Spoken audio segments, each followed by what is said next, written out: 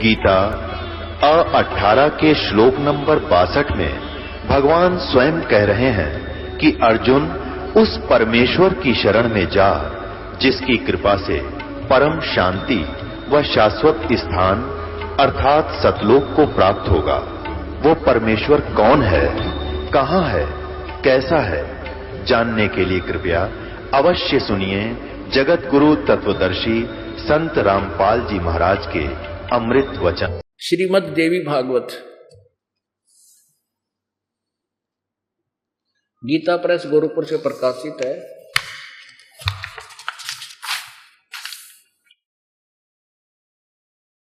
संपादक हनुमान प्रसाद पोदार, चिमन लाल गोस्वामी। गीता प्रेस गोरखपुर से प्रकाशित है। प्रकाशक एवं मुद्रक गीता प्रेस गोरखपुर, गोविंद भवन कार्यालय, कोलकाता का संस्थान। ये इनके फैक्स फोन नंबर है। अब देखो, इसके 282 से 84 पृष्ठ पर देवताओं के गुरु बृहस्पति जी के विचार आपको दिखाते हैं। ये है 5वां स्कंद। यहां पर संक्षिप्त देवी भागवत पृष्ठ 282 पे। अब नीचे देखो, व्यास जी कहते हैं देवराज इंद्र की बात सुनकर बृहस्पति जी कहने लगे, यानी देवताओं के गुरु हैं बृहस्पति जी, इनके विचार सुनो। यहां 282 पृष्ठ पे वही बोलते हुए आ रहे हैं। क्या बताते हैं कि प्रारब्ध कर्मों का भोग बिना भोगे नहीं हो सकता। अभाव, प्रारब्ध कर्मों का अभाव बिना भोगे नहीं हो सकता। प्रारब्ध में जो जैसे भी कर्म लिखे हैं, पाप या पुण्य, वो सब भोगने ही पड़ते हैं। और ये संपूर्ण देवता तुम्हारे सहायक हैं।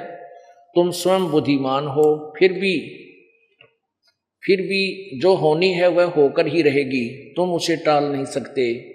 ऐसी स्थिति में सुख और दुख की चिंता में नहीं पड़ना चाहिए। महाभाग दुख और सुख ये दोनों कर्म से है, पुण्य और पाप के अक्षय के सूचक है। अब देखो क्या बताना चाहते हैं। अब क्या कह रहे बृहस्पति जी देवताओं के गुरु के जो भी कर्म प्रारब्ध में लिखा वो स्वभाव उसको वो नाश नहीं हो सकता, भोगने से ही उसका अंत होगा। और तुम्हें जो कष्ट आ रहे हैं या सुख मिल रहा है, ये पुण्य और पाप तुम्हारे कम हो रहे हैं। यानी कष्ट आ रहा है तो अच्छी बात है, तुम्हारे पाप कम हो रहे हैं। और जो सुख मिल रहा है तो पुण्य कम हो रहे हैं। ये था इनका एक मीठी गोली। आगे देखो, प्रारब्ध कर्मों का अभाव बिना भोग्य नहीं हो सकता, यह स्पष्ट है। और ये संपूर्ण देवता तुम्हारे सहायक है, तुम भी स्वयं बुद्धिमान हो, फिर भी जो होनी है होकर ही रहेगी, तुम उसे टाल नहीं सकते। ऐसी स्थिति में दुख की चिंता में नहीं पड़ना चाहिए। महाभाग सुख और दुख ये दोनों कर्म से पुण्य और पाप के अक्षय के सूचक है। यानी जो दुख आ रहा है तो तुम्हारे पाप नाश हो रहे हैं, ओण दे। और वही पुण्य, आपको सुख मिला है तो आपके पुण्य खत्म हो रहे, होने दे। यानी बस लगे रहो, होने दे, जो होना हो तो होएगा। फिर तय किस लिए टिंडे लेने बैठा इनका गुरु बनकर, जब इनको सब कुछ होना ही है, होने दे। फिर शिक्षा क्या दे रहे हो इनको, सहारा क्या दे रहे हो आप। तो ये इसे थे नकली सारे। ये देखो, अतः बुद्धिमान पुरुषों को चाहिए सुख के अभाव में भी आनंद का ही अनुभव करे। देख, अरे तेरा गजब हो। कहते हैं कि सुख के अभाव में, यानी दुख हो जाए तो भी वो खुश रहे। विचार करो पुण्यात्माओं, इनकी बकवादों को ईब समझोगे आप, क्योंकि आपके अज्ञान रूपी मोतिया बिंद का ऑपरेशन हो गया। और पहले अपना ज्ञान रूपी मोतिया बिंद इन्होंने कर रखा था आंखों में, ज्ञान वाली आंखें नहीं थी। अब ये क्या कह रहे हैं कि दुख में भी खुश रहा करो।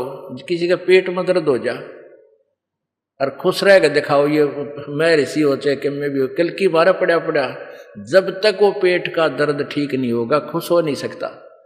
तो ये नो का कोई बात ना, पेट में दर्द है तो खुश रहे, हंसता रहे। एक समय ये दास, पहले जब उपदेश दास ने लिया ही था तो उस समय परमात्मा की कोई रजाई थी, यहाँ कोई भी व्यक्ति मेरा साथी नहीं था हरियाणा में। तो फिर दास ने सोचा कि ये कबीर पंथ के कुछ मिलते जुलते हैं, जैसे घीसा पंथ, गरीबदास पंथ में तो दास का शुरुआत थी, और अन्य जैसे इस घीसा पंथ का यहाँ काफी बोलबाला था। तो भंडारा के अंदर एक घीसा पंथियों का आश्रम है, वहाँ 2 आश्रम थे, तो एक में समागम हो रहा था। तो वहाँ वो क्या करते हैं, 5-10 लाल कपड़े वाले जो संत साधु जिनको कहते हैं वो आ जाया करते, प्रवक्ता होते थे, उनको एक स्टेज पर बैठा दिया करते थे अलग से, ये जैसे टेंट हाउस तो मेज लाकर ऊंची सी खाना खाने की, उनको ऊपर कपड़े बिछा कर उनको लाइन में बैठा देते, तो अपने अपने विचार व्यक्त करते थे।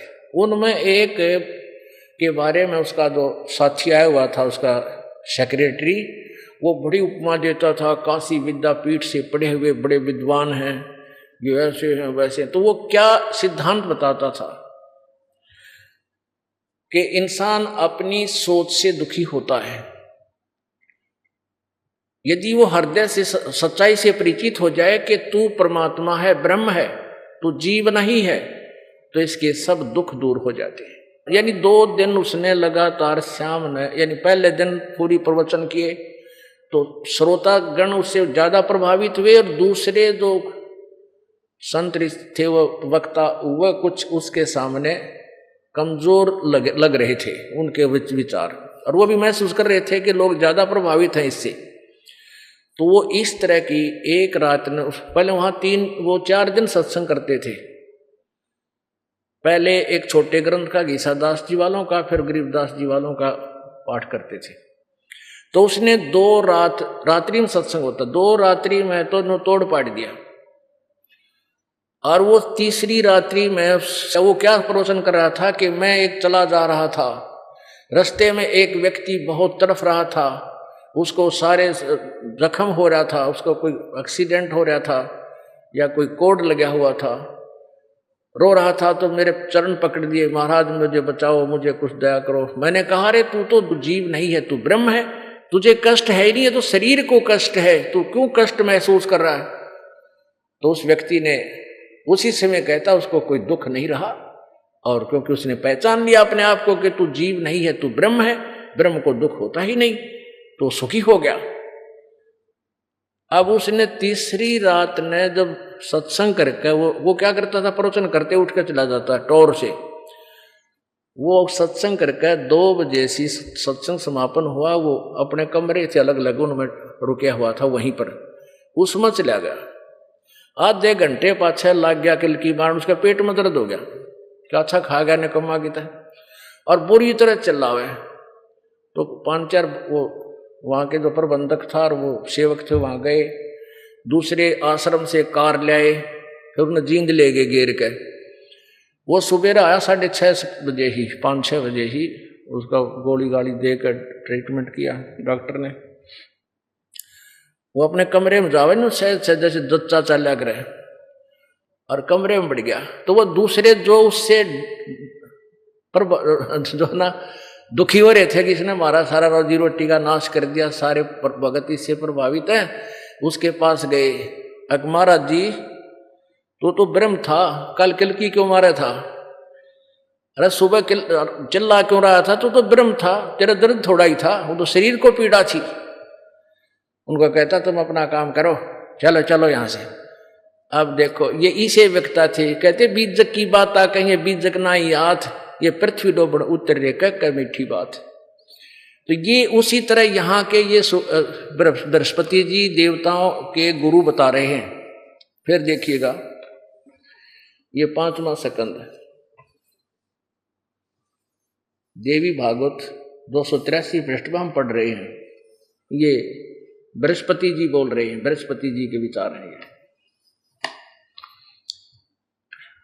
अतः विद्वान पुरुषों को चाहिए सुख के अभाव में, यानी पेट में दर्द हो जब ऐसा है तो भी सुख का, सर्वदा सुख का अनुभव करें। अतः महाराज इस अवसर पर सुयोग्य मंत्रियों से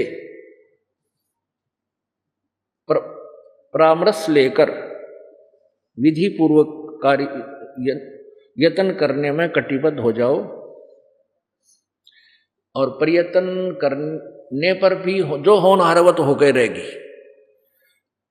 अब पूरी हरी झंडी दिखा दी, इसने क्लियर कर दिया किसने, बृहस्पति जी ने, कि प्रारब्ध कर्म तो कट ही नहीं सकते, ये तो भोगने से ही समाप्त होंगे। अब देखिएगा, राक्षसों के गुरु शुक्राचार्य जी, अब ये राक्षस क्यों कहे जाने लगे? ये कोई आसमान से नहीं गिरे थे, ये क्या थे? कुछ व्यक्ति साधनाएं करते थे, संतों ऋषियों ने जैसा भी इनको ज्ञान दिया था, लेकिन मर्यादा में नहीं रहते थे, और जैसे व्यसन भी करते रहते थे, साधना भी करते रहते थे, जिस कारण से उनमें फिर मांस खाने की आदत पड़ गई। अब जैसे एक निरंकारी पंथ है, अभी चल रहा है निरंकारी पंथ, उसमें कहते हैं हमारे महाराज जी तन्यू कहे हैं, भाई शरीर के खाए का आत्मा से कोई लिंक नहीं, कोई कम में खाओ पियो, घुट्टी लाओ, मांस खाओ। वो खुद भी तो कहते हैं हमारे तो सारे खाते हैं, और कोई किसी प्रकार का व्यसन करो, इससे कोई लिंक नहीं। तो इस तरह के जो विधान के आधार पर जो गुरु लोग ये ज्ञान देते हैं, वो फिर आगे चलकर उसी कैटेगरी में आ जाते हैं, तो उन में व्यसन बढ़ गए ज्यादा, इसलिए उनको राक्षस कहने लगे। साधना दोनों ही एक ही जैसी करते थे। अब इन दोनों ने साधनाओं से जो सिद्धियां प्राप्त होगी, एक दूसरे के दुश्मन हो गए। पहले आध्यात्मिक तरीके से युद्ध करते थे, आध्यात्मिक सिद्धियों से एक दूसरे को हानि पहुंचाते थे, इसलिए ये राक्षस कहलाए। अब चौथा स्कंध,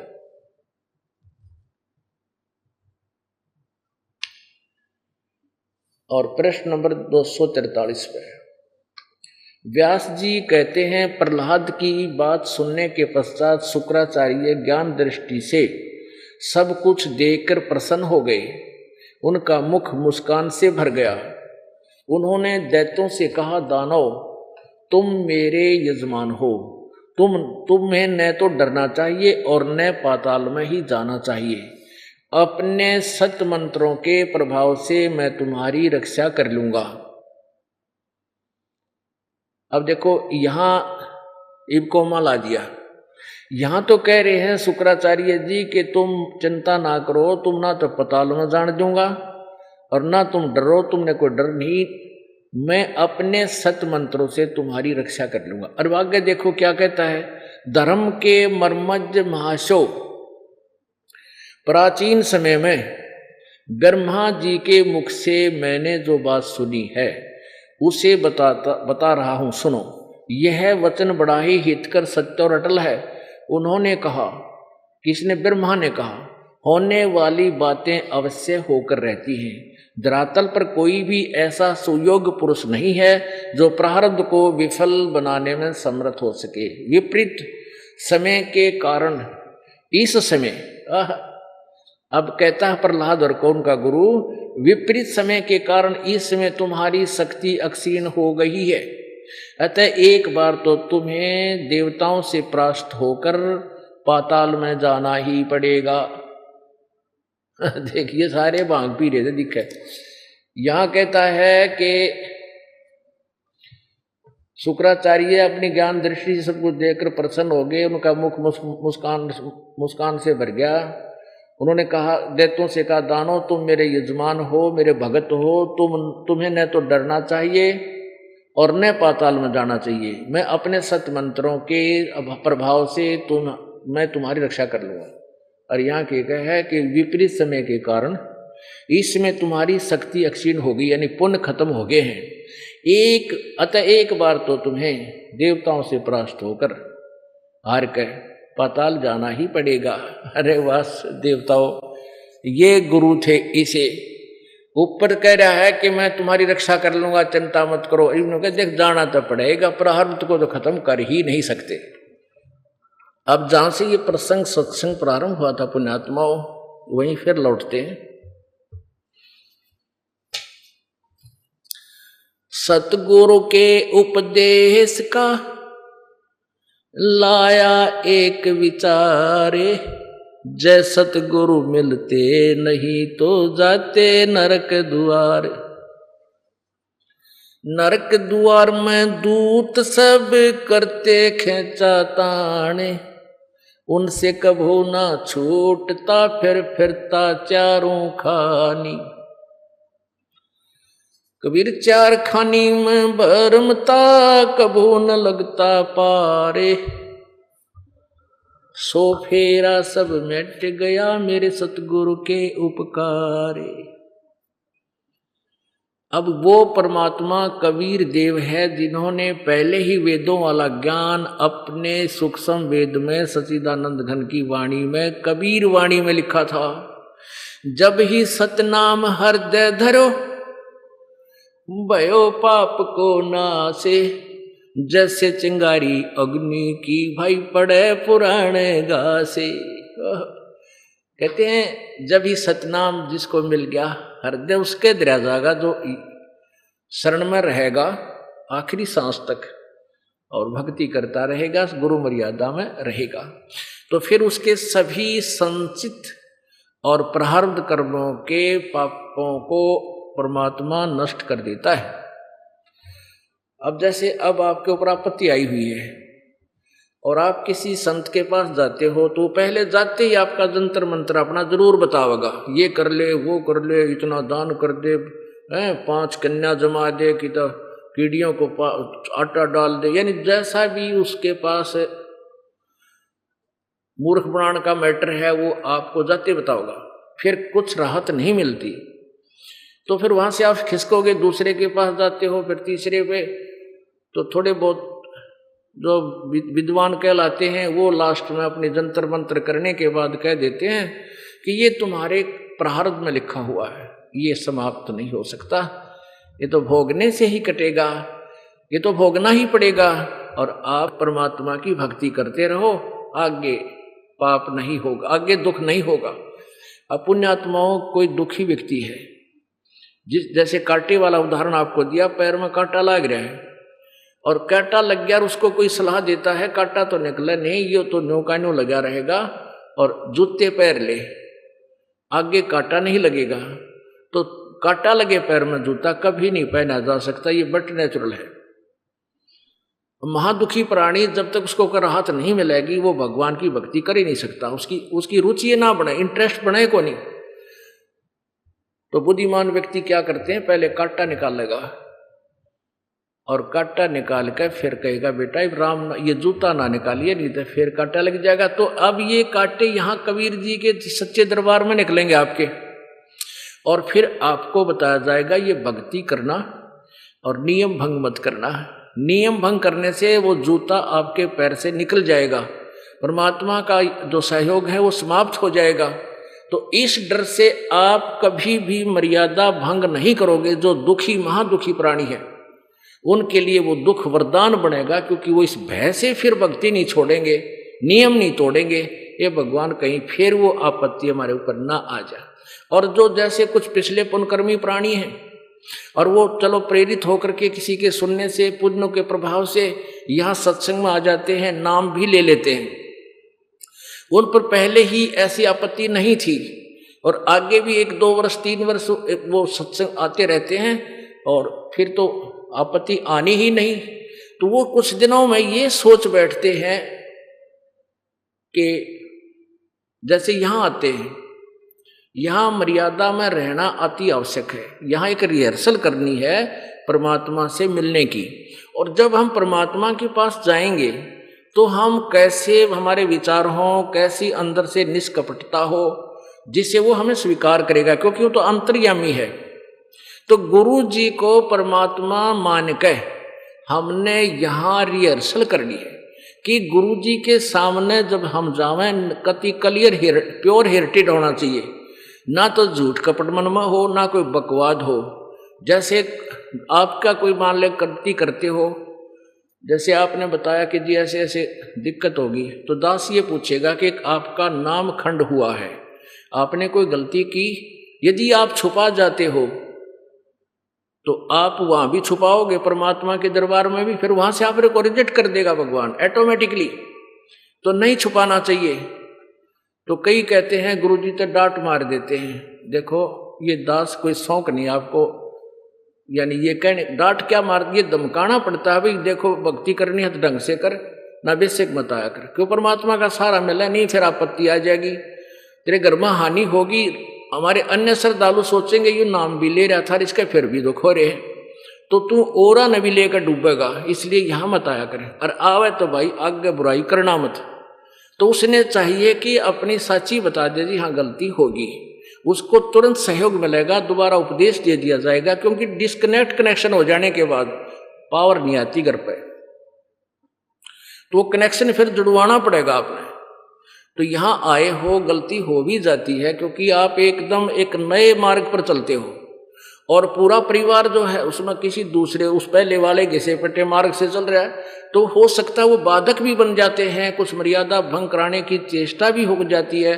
किसी भी कारण से अगर कोई आपका मर्यादा भंग हो जाती है तो तुरंत उसका नाम दोबारा ले और आगे नहीं करनी, फिर बार बार एक हैबिचुअल नहीं बनना इस बात का कि कोई बात ना नाम खंड हो गया फिर नाम ले लेंगे, फिर नहीं चलेगा वो नाम, चाहिए दास दे भी दे तुम्हारे को। जब तक आप चलो एक दो बार तो हो जाए गलती, बार बार नहीं बकवास करनी फिर। तो ऐसे इस दास का यही उद्देश्य, जैसे बच्चा है स्कूल में प्रवेश पा रखा है, तो अध्यापक अब क्या कहते हैं, जैसे जो प्रसंग चला था कि कुछ ऐसे व्यक्ति हैं जिन पर पहले भी आपत्ति नहीं थी, पिछले संस्कार ठीक थे, नाम ले लिया, एक दो वर्ष उन्होंने नाम भी रखा फिर तोड़ दिया, क्योंकि यहाँ आते हैं या नम्रता चाहिए, और उनके अंदर उतनी भावना नहीं बन पाती जितना दुखी प्राणी में होता है।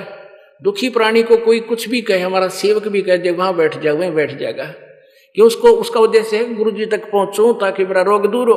और जिसमें कोई आपत्ति ऐसी है नहीं उसको कोई भगत, तो क्योंकि यहाँ एक हजारों आदमियों से दिन डील करते हैं भगत यहाँ खड़े हैं, तो उनको कई बार एक आधी बार कोई छो में भी आ जा बैठ जा तू यहाँ पर, तो अगर उस टारगेट में वो व्यक्ति आवेगा जो पहले से सुखी है और उसको ऐसा कोई कह दिया जाए तो मुंह च डालेगा, उठ कर चला गया वापस। एक को कह दिया भी, जैसे एक दास ने कह दिया उसको कि भी तू 1 साल में आया है और ऐसे ऐसे तो गलती भी करता है, तो संदेशा भिजवा दिया कि कह दो उसको या तो वापस चला जा, नहीं अपने सुधार करके आओ टाइम पर, तो उठ कर चले गया, छोड़ दिया नाम। अब क्या ऐसे ही एक दो और भी बहुत से नालायक किसी कारण से अपनी और कमजोरियों के कारण वो नाम छोड़कर चले गए, पहले भी सुखी थे। तो उनके साथ क्या होगा, जैसे उनके पहले भी पुण्य अच्छे थे और अब 2-3 वर्ष उन्होंने सत साधना करके और कमाई जोड़ ली और अब नाम छोड़ दिया। अब वो क्या कहते हैं कि कुछ ना दरिया कितना है, हम पहले भी मौज थी, नाम लिए पाछा हमने कोई विशेष लाभ नहीं हुआ और अब भी हम सुखी हैं, 4 साल हो गए नाम छोड़ दिया, अब हमें कोई आपत्ति का सामना नहीं करना पड़ता। खूब शराब भी पीने लग गए, ताश भी खेल रहे हैं वो लोग, और भी बकवाद करें और भक्ति भी कर लेते हैं वो जैसी पहले करते थे। अब उनका क्या होगा कि जैसे पहले पूर्व जन्म के बैटरी भी चार्ज थी और 2-3 वर्ष उनका चार्जर फेर लग गया, वो और थोड़ी सी चार्ज होगी। अब जब तक ये पुण्य उसके 3 वर्ष वाले पुण्य चलेंगे, अब भी नए जो है ये बहुत गजब के पुण्य बन गए उसके, तो ये हो सकता है इस जीवन में भी काम दे, आगे एक आध जीवन में और भी दे दे, लेकिन वह आगे चार्जर नहीं है तो वो बैटरी डाउन होएगी, डिस्चार्ज होएगी और एकदम आपत्ति आएगी, इसी जन्म में भी आ सकती है। ये आप जी के लिए उदाहरण दास दे रहा है कि ऐसे व्यक्तियों को देखकर तुम अपने मन को मैला मत करना, इस ज्ञान को आधार बनाना। तो प्रसंग चल रहा है कि जैसे किसी के पिछले पूर्व जन्म के पाप हैं, अब जो दुखी हैं, कति दुखी, सब जगह घूम लिए फिर लिए, कोई राहत नहीं मिली, और यहाँ उनको जो भी मार्ग बताया जाएगा, जो मर्यादा बताई जाएगी, वो हाथ जोड़कर कहते हैं जी जैसे आप कहोगे ऐसे ही करेंगे। हम छक चुके हैं उन सब पूजाओं को कर करके, हम कति नहीं छुएंगे, हम तो छके पड़े हैं। तो वो सच्चे दिल से जो लगेगा, सच्चे हृदय से कि बिल्कुल नहीं करूंगा उन अन्य पूजाओं को, उसी दिन परमात्मा आपके कांटे काटने लग जाएगा। और आपके भाग्य में पुण्य नहीं है, पुण्य होते तो आप दुखी होते ही नहीं, तो अपने कोटे से आपको पुण्य देगा, जिससे आपको कुछ राहत सडनली प्राप्त हो जाएगी, बहुत शीघ्र ही। और फिर आपको ज्ञान के माध्यम से कहा जाएगा कि ईब अपने पैरों पर खड़ा हो, भक्ति कर, दिशा दान बने दान कर, सेवा कर, इससे फिर आपको बहुत लाभ होगा। तो परमात्मा क्या बताते हैं,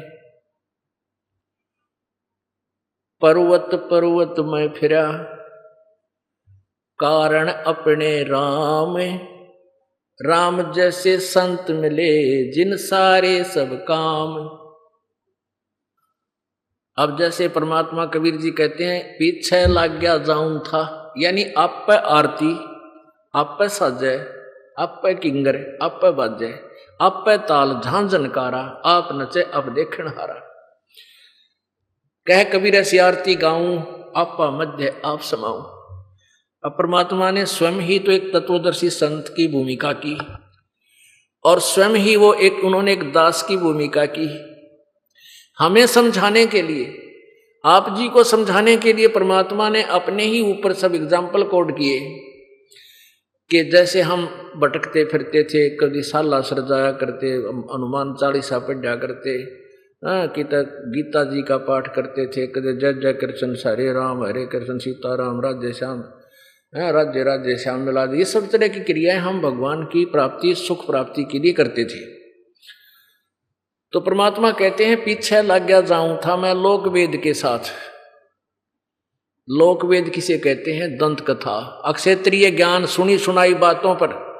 जैसे हमने सुनी सुनाई बातों पर ब्रह्मा विष्णु महेश को अजरो अमर मान रखा था, ये दंत कथा थी, लोक वेद था। और लोक वेद के आधार से हमने ब्रह्म को सुप्रीम पावर मान रखा था, और ब्रह्मा विष्णु महेश को सर्वेश्वर महेश्वर हम ये मानते थे। ये हमारा खिचड़ी सा ज्ञान था। तो परमात्मा कहते हैं, उस ज्ञान के आधार से हम लोक वेद के आधार से उन्हीं घिसी मिट्टी शास्त्र विरुद्ध साधनाओं को कर रहे थे। रस्ते पीछे लग गया जाऊं था मैं लोक वेद के साथ, रस्ते में सतगुरु मिले भाई दीपक दे दिया हाथ। रस्ते में यानी इस भक्ति मार्ग में सतगुरु मिल गए, उन्होंने ये तत्व ज्ञान रूपी टॉर्च दे दी, दीपक दे दिया, रोशनी दे दी कि भाई इसके रोशनी में चलो, अंधेरे में धक्के ना खाओ, जिधर मुंह हो गया उधर चल दिए। तो ये तत्वदर्शी संत रूप में, सतगुरु रूप में हमें परमात्मा के प्यारे हंस मिले, उन्होंने ये तत्व ज्ञान रूपी दीपक दे दिया।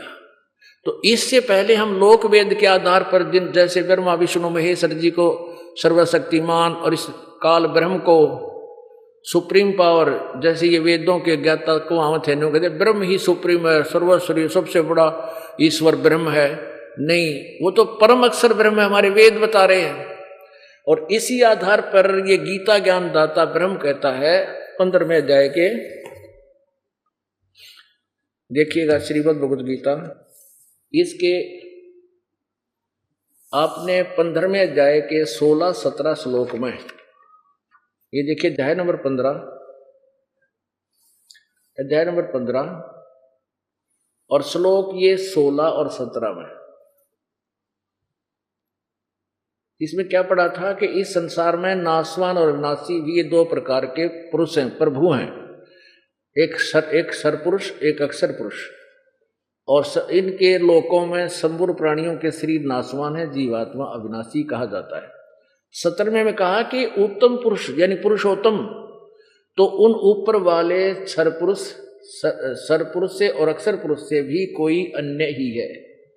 उत्तम पुरुष है तो अन्य परमात्मा इति उदाहरत, यह लोकतर्यम आविश्य विभर्ति अवैश्वर। उत्तम पुरुष कहो चाहे पुरुषोत्तम कहो, वो तो कोई और ही है, जो तीनों लोकों में प्रवेश करके सबका धारण पोषण करता है, वह अविनाशी परमेश्वर परमात्मा इस प्रकार कहा गया है।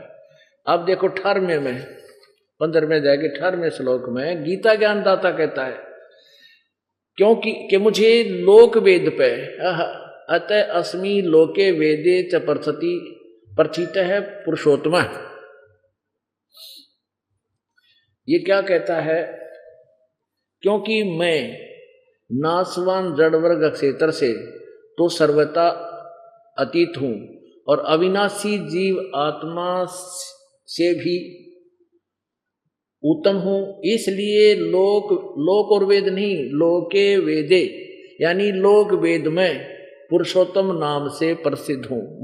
मैं तो लोक वेद के आधार से पुरुषोत्तम कहलाता हूं, मैं पुरुषोत्तम नहीं हूं। पुरुषोत्तम तो कोई और है जो 17वें श्लोक में कहा है। और मुझे इस लोक वेद में मैं क्यों प्रसिद्ध हो गया पुरुषोत्तम? क्योंकि जो मेरे अंतर्गत 21 ब्रह्मांड में जितने भी प्राणी हैं उनका मैं कंट्रोलर हूं। वो चाहे स्थूल शरीर में है और चाहे आत्मा रूप में है, उन सब से मैं अतीत हूं, उन तक तगड़ा हूं। इसलिए मैं पुरुषोत्तम नाम से लोक वेद पे दंत कथाओं में प्रसिद्ध हूं, लेकिन मैं पुरुषोत्तम नहीं हूं। तो यहां परमात्मा कहते हैं पीछे लग गया जाऊं था मैं लोक वेद के साथ, रस्ते में सतगुरु मिले भाई दीपक दे दिया हाथ। अपने आत्माओं एक प्राणी यदि ये तत्व ज्ञान नहीं मिलता है तो एक जीवन में इतने पाप इकट्ठे कर लेता है उस पर गिनती नहीं होती। इसके लिए एक रिहर्सल आपको एक प्रमाण दिखाते हैं। एक बहुत ही अच्छा उदाहरण आपको बताते हैं। पुण्यात्माओं, ऐसे हम आँखें देखकर ही संतुष्ट हो पाएंगे क्योंकि हमने लोक वेद गणा सुन रखा है और ये यथार्थ ज्ञान से हम परिचित होंगे तभी हम इस लोक वेद का पीछा छोड़ेंगे। अब देखिए, आओ जैन धर्म को जाने, एक पुस्तक है आओ जैन धर्म को जाने, धर्म मंच प्रश्नोत्तर माला, कौन बनेगा सबसे ज्ञानी, अणोम हरिणम। इसका कौन है लेखक? प्रवीण चंद्र जैन, M.A. शास्त्री।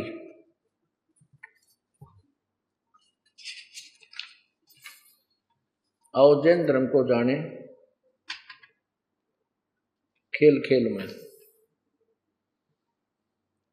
लेखक है प्रवीण चंद्र जैन, M.A. शास्त्री, जम्बूद्वीप हस्तिनापुर।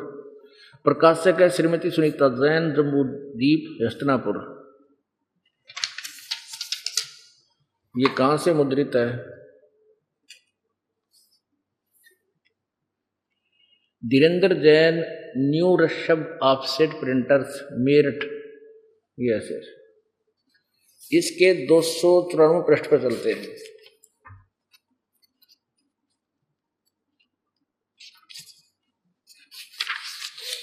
ये 293 से प्रारंभ होता है, आओ जैन धर्म को जाने।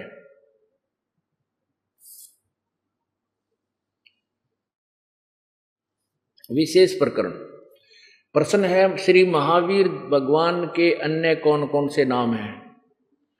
अन्य 5 नाम है, वीर, अतिवीर, सन्मति, महावीर एवं वर्धमान। अब यहां आते हम आगे अपने काम की बात लेंगे। 294 पे श्री महावीर भगवान के जीवन का कथन कहां से प्रारंभ होता है? पुरूरा नामक भील की पर्याय माने जीवन से। एक पुरूरवा नामक भील था। पुरूरवा भील कौन था? उसने क्या किया? उत्तर, पुष्कलावती देश की पुंडरी कीर्णी नगरी में वह भीलों का राजा था। उसने सागरसेन मुनि राज से मांस मधु का त्याग व्रत लिया था, जिससे जीवन पर्यंत पालन किया। प्रश्न, श्री महावीर भगवान का जीव पुरूरवा भील की पर्याय से कहा गया? पहले 100 धर्म स्वर्ग में एक सागर की आयु वाला देव होया। फिर उसके बाद स्वर्ग से कहा गया भरत चक्रवर्ती की रानी अनंतमती से मारीची नामक ज्येष्ठ पुत्र हुआ। ये राजा ऋषभ देव का पोते थे मारीची। राजा ऋषभ देव जो जैन धर्म के प्रवर्तक हैं, उनके पौत्र यानी पोते थे मारीची और भरत के पुत्र थे। तो मारीची की पर्याय से भगवान से कहा गया ब्रह्म स्वर्ग में देव हुआ। फिर ब्रह्म स्वर्ग को छोड़कर कहा गया अयोध्या नगरी में कपिल ब्राह्मण की काली स्त्री से जटिल नाम का पुत्र हुआ। फिर जटिल के जीवन को भोग के यानी पर्याय से कहा गया सौधर्म स्वर्ग में एक सागर की आयु वाला देव हुआ, देवता बन गया। फिर वहां सौधर्म से कहा गया इसी भरत क्षेत्र में सूतिका नामक गांव में अग्निभूत ब्राह्मण की गौतम क्षत्रि से अग्निशय नामक पुत्र हुआ। अग्निशय से कहा गया स्वर्ग में गया। फिर स्वर्ग से कहा गया भरत क्षेत्र के मंदिर नामक ग्राम में गौतम ब्राह्मण की कौशिकी पत्नी से अग्निमित्र नाम का पुत्र हुआ। अग्निमित्र से कहा गया महेंद्र स्वर्ग में गया। महेंद्र स्वर्ग से फिर कहा गया 295 पर मंदिर नगर में शाल्यकाय ब्राह्मण की पत्नी से भारद्वाज नामक पुत्र हुआ। भारद्वाज से कहा गया महेंद्र स्वर्ग में देव हुआ। महेंद्र स्वर्ग से कहा गया इतर नगोद में एक सागर की आयु वाला नगोदिया जीव हुआ। वहां से कहा गया नगोद से निकलकर श्री महावीर भगवान का जीव कहा गया। अनेक भाव धारण किए इस प्रकार हैं। कालजा पाठ जाएगा जो थोड़ी सी भी आपके अंदर विवेक होगा, देखिएगा। 1000 आख वर्ष के भाव, 1000 बार तक आख के वर्ष के जीवन, 80,000 सीप के भाव जो ये गोगले से होते हैं समुद्र में, 20,000 जिसमें मोती बनते हैं, 20,000 नीम वृक्ष के जीवन भाववान जीवन, 90,000 बार केले के वृक्ष के जीवन भाव, 3,000 बार चंदन वृक्ष के भाव यानी जीवन, 5 करोड़ बार कनेर वृक्ष के भाव, ओह 60,000 बार वैश्या के शरीर वैश्या के जीवन, ओह 5 करोड़ बार शिकारी के भाव जीव, 20 करोड़ बार हाथी के जीवन यानी हाथी के शरीर, और 60 करोड़ बार गधे का जीवन, ओह 30 करोड़ बार कुत्ते का, कुत्ता तो कब बतेरा बना हुआ, और 60 करोड़ बार नपुंसक के भाव, 20 करोड़ बार स्त्री के भाव, और 90 लाख बार धोबी के भाव, 8 करोड़ बार घोड़े के भाव, 20 करोड़ बार बिल्ली म्याऊ म्याऊ यानी बिल्ली बनकर चूहे खाए, 60 लाख बार गर्भपात में मरने, ओए होए गर्भपात से पेट में मर के माँ के पेट में ही मर के बाहर आता रहा, 80 लाख बार देव पर्याय को प्राप्त किया, ओ तेरेगी 80 लाख बार तो देवता बना, और ये देखो के बना ओ थोड़े मोटे मोटे ही दिखा दें, 60,000 बार तो वैश्या, 5 करोड़ बार शिकारी, इसमें फिर पाप इकट्ठे कर लिए शिकारी बन गए, ओ 20 करोड़ बार हाथी, 60 करोड़ बार गधा तो एक का बतेरा एक का जीवन सफिशिएंट है, और 60 करोड़ बार 30 करोड़ बार कुत्ते के जीवन, 60 करोड़ बार नपुंसक, 20 करोड़ बार स्त्री, 90 लाख बार धोबी, 8 करोड़ बार घोड़ा, 20 करोड़ बार बिल्ली, और 60 लाख बार गर्भपात का मरण, और केवल पुण्य के आधार पर 80 लाख बार देव पर्याय को प्राप्त हुआ। इनके फूक के उस देव पर्याय ने एक बार देवता बन गया 80 लाख बार, फिर गधा कुत्ता सुअर के बिल्ली गधा तरह गजब हुई, आग लगे इसी साधना के आगे। देखो के जुल्म किया इसने महावीर जैन ने। अब यहां तक आप पढ़ चुके हो। उपरोक्त भावों को प्राप्त करने के बाद महावीर भगवान ने किस पर्याय को प्राप्त किया? राजगृह नगर में सथावर नाम का ब्राह्मण, फिर सथावर की पर्याय से श्री महावीर भगवान का जीव कहा गया। महेंद्र स्वर्ग में 7 सागर की आयु वाला देव हुआ। महेंद्र स्वर्ग से महावीर भगवान का जीव कहा गया। राजगृह विश्वभूति राजा की जैनी रानी से विश्वनंदी नामक पुत्र हो गया। वहां से कहा गया महाशुक्र स्वर्ग में देव हुआ। फिर महाशुक्र स्वर्ग से कहा गया त्रिपृष्ठ नामक नारायण हुआ, और त्रिपृष्ठ नारायण से 7वें नरक में गया। अब देखो ये और इसी कसर नरक में जान की, 7वें नरक में गया। 7वें नरक से कहा गया सिंहगिरी पर्वत पर सिंह हुआ, और पुनः फिर प्रथम नरक में गया। प्रथम नरक यानी भयंकर नरक में। प्रथम नरक से निकलकर भगवान महावीर का जीव कहाँ गया? हिमवान पर्वत शिखर पर सिंह हुआ, वहां पर उसे अजिंत्य और अमित गुण नामक मुनिराज ने संबोधित किया।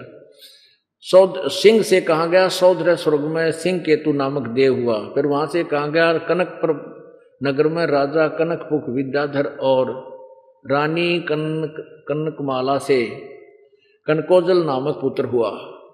कनकोजल के शरीर से कहा गया 7वें स्वर्ग में देव हुआ। 7वें स्वर्ग से कहा गया अयोध्या नगरी में राजा वज्रसेन की शीलवती रानी से हरिसेन नामक पुत्र हुआ।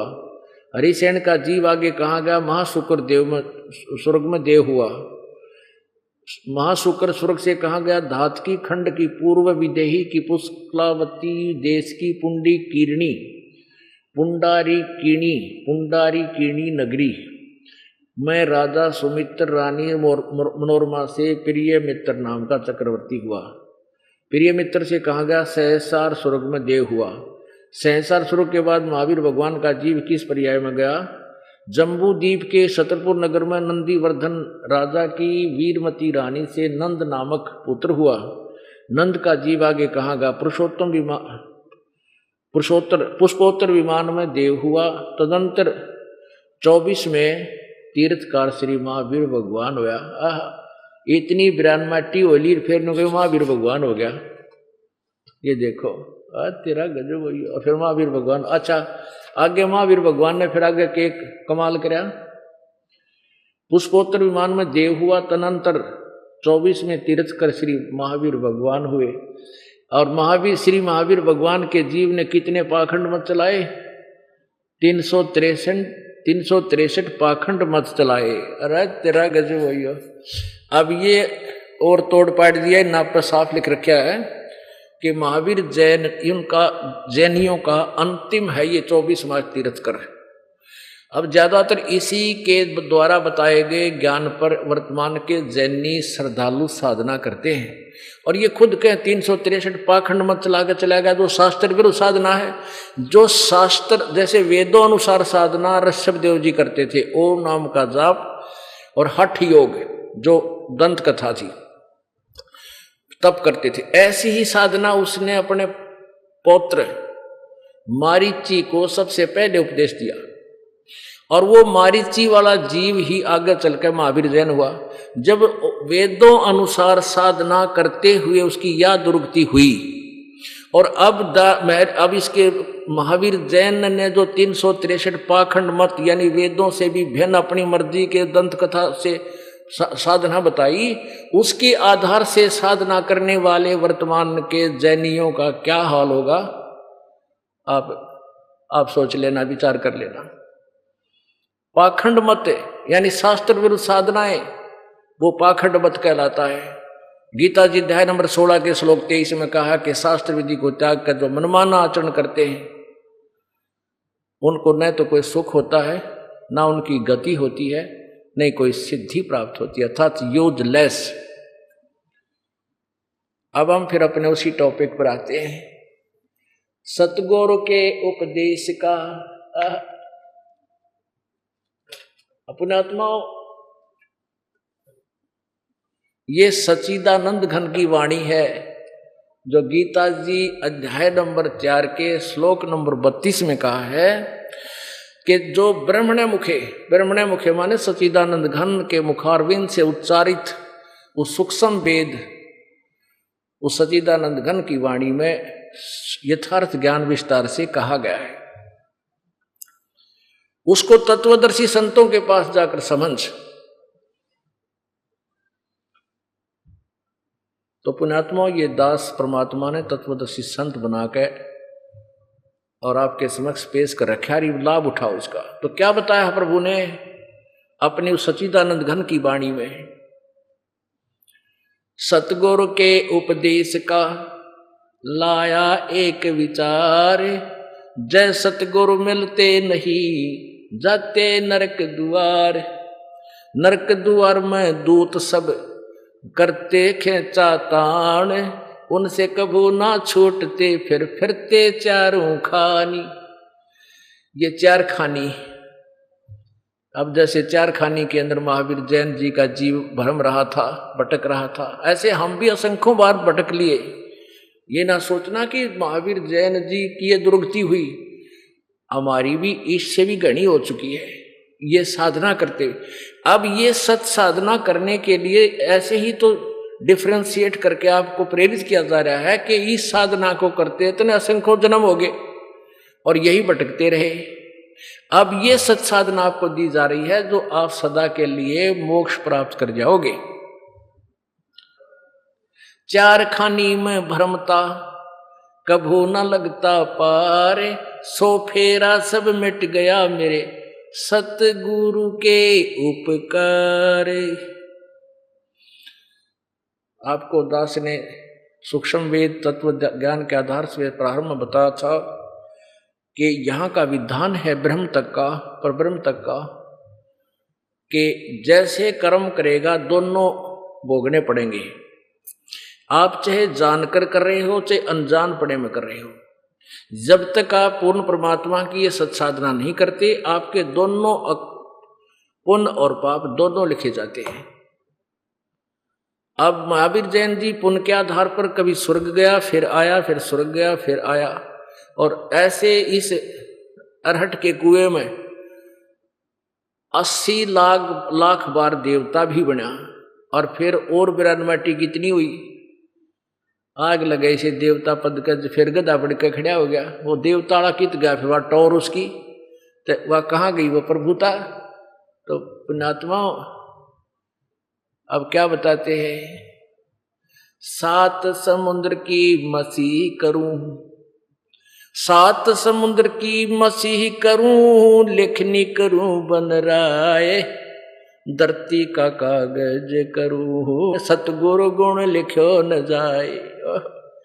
ऐसे निर्मल ज्ञान के बताने वाले सतगुरु के यदि महिमा लिखने लगूं तो कहते हैं सारे पृथ्वी पर जितना भी पेड़ पौधे इनकी कलम बना लूं छोटी छोटी काट के, और 7 समुद्रों की इंक बना लूं, स्याही बनाऊं, और धरती जितना कागज बना लूं, 7 समंदर भी नष्ट हो जा, खत्म हो जाए स्याही रूप में, और कलम भी घिस घिस कर नष्ट हो जाए, और धरती जितना कागज भी कंप्लीट हो जाए, गुरु गुण के फिर भी गुरु जी के गुण, ऐसे सतगुरु की महिमा शेष रह जाए।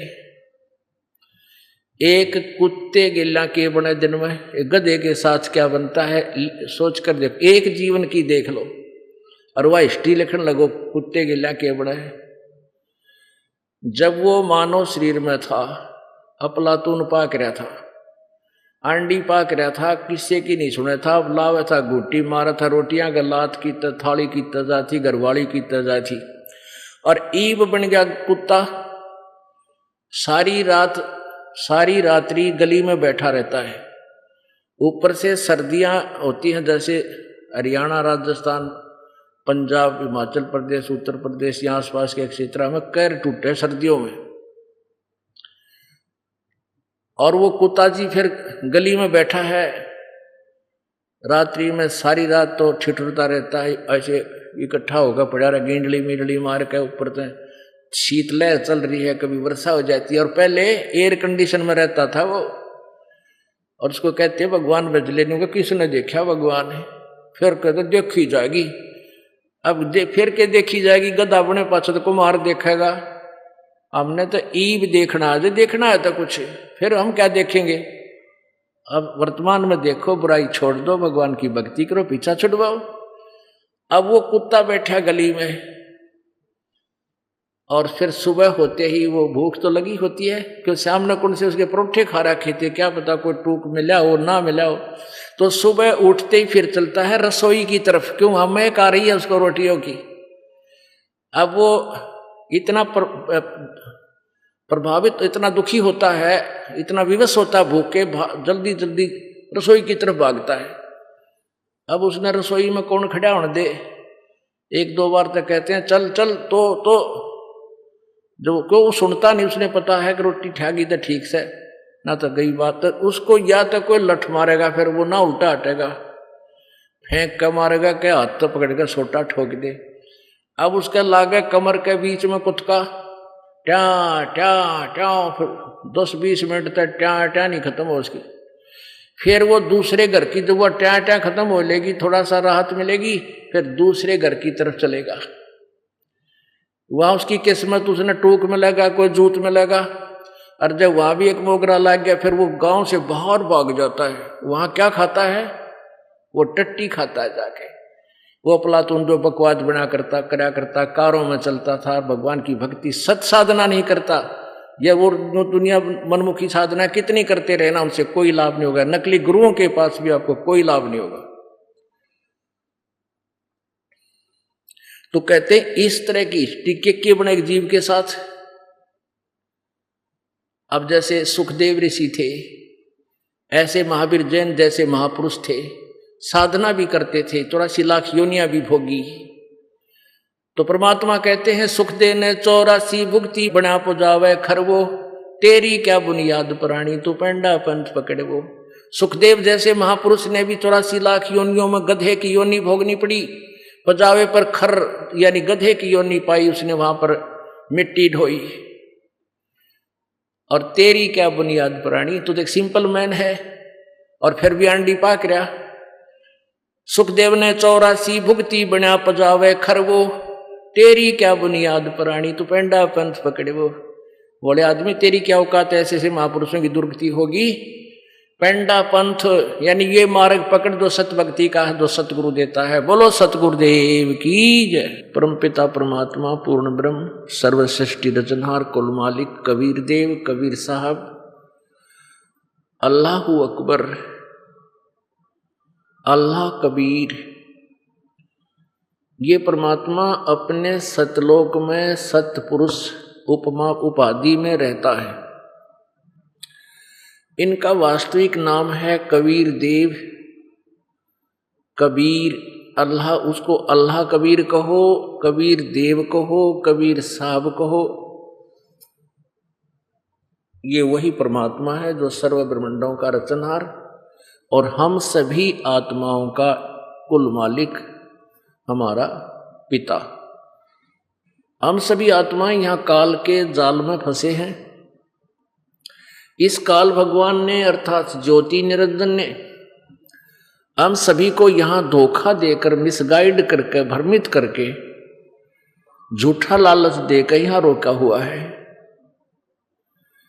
तो परमेश्वर कबीर जी ने आकर के अपने सतलोक से चलकर वे आए और यहाँ अपनी प्यारी आत्माओं, श्रेष्ठ आत्माओं को, अच्छे दृढ़ भक्तों को आकर मिले। उन दृढ़ भक्तों को, अपनी अच्छी आत्माओं को, प्यारी आत्माओं को आकर के अपने विषय में अर्थात सत्य पुरुष की के विषय में, पूर्ण परमात्मा के विषय में और पूरे अध्यात्म ज्ञान के विषय में यथार्थ जानकारी दी। उन महापुरुषों को परमात्मा सतलोक लेकर गए, अपनी यथार्थता से परिचित करवाया, फिर उनकी आत्मा को वापस उन्हीं के शरीर में छोड़ दिया। उसके उपरांत उन महापुरुषों से एक वचन ले लिया था कबीर देव ने कि अभी इस ज्ञान को, यथार्थ नाम को और इस मूल ज्ञान को जनसाधारण तक अभी नहीं देना। क्यों नहीं देना? कि ये नकली गुरु, नकली संत, नकली महर्षि इस ज्ञान से परिचित होकर के इस ज्ञान का ढंडोरा पीटना शुरू कर देंगे और इनके पास नाम नहीं होगा। जो वास्तविक मंत्र है, यदि उसका भी इनको पता चल गया तो ये नाम भी वही देने लग जाएंगे। तो इनके द्वारा दिए गए उन मंत्रों का लाभ प्राणी को नहीं होगा, क्योंकि ये अधिकारी नहीं है।